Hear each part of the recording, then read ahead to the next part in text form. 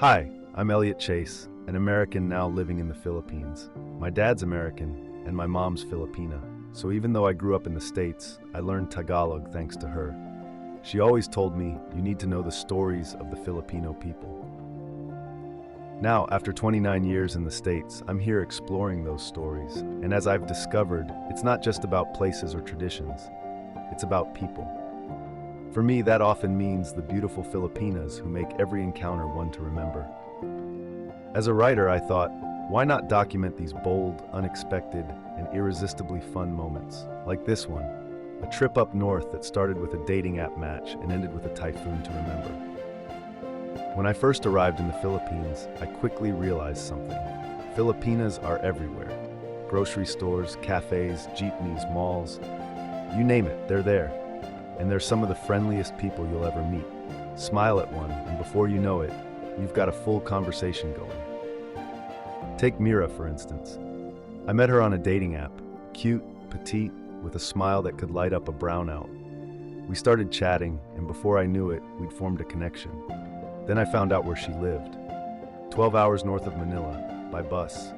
I could have backed out right there, but Elliot Chase doesn't back out of an adventure. Armed with my trusty American accented Tagalog and a backpack of fresh clothes, I braced myself for the journey. When I say journey, I mean 12 hours on a bus seat, so stiff it felt like a medieval torture device. By the time I arrived, I was halfway convinced my spine had turned into a metal rod. Mira was waiting for me at the bus drop-off area. She looked even better in person, tight tank top, hot pants, and the kind of smile that makes you forget you haven't slept in 24 hours. She grabbed my arm like it was her personal property, and from that moment on, I wasn't just Elliot Chase. I was Mira's plus one.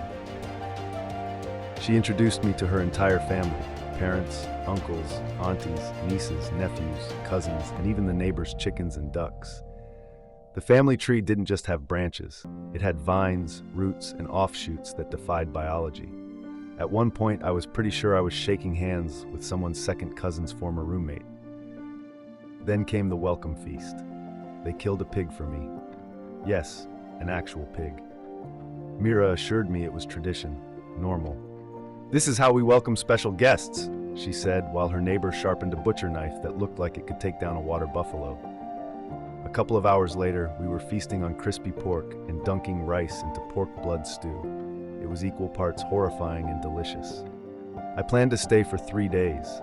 Just long enough to enjoy the sights, get to know Mira, and if things went south, use the classic excuse, "Oh no, I left my tap running in Manila."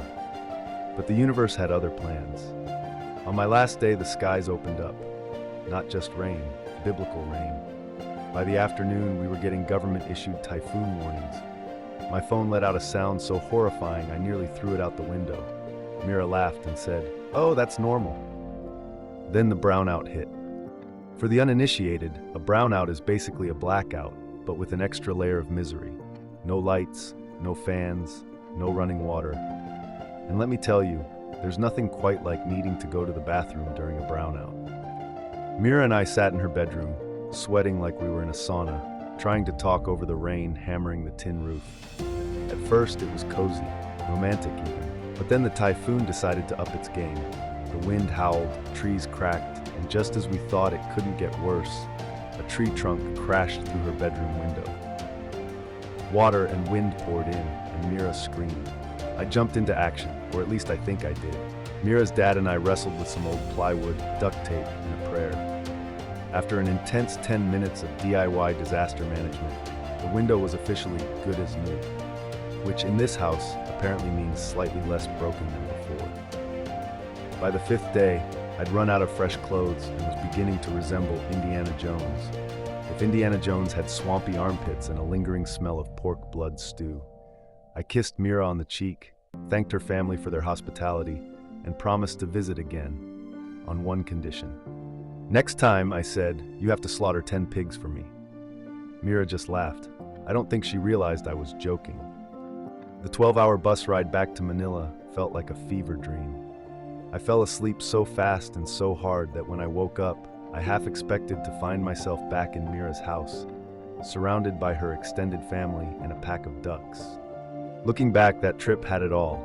adventure, romance, and enough pork to feed an army. And that's the thing about life in the Philippines. It's never boring.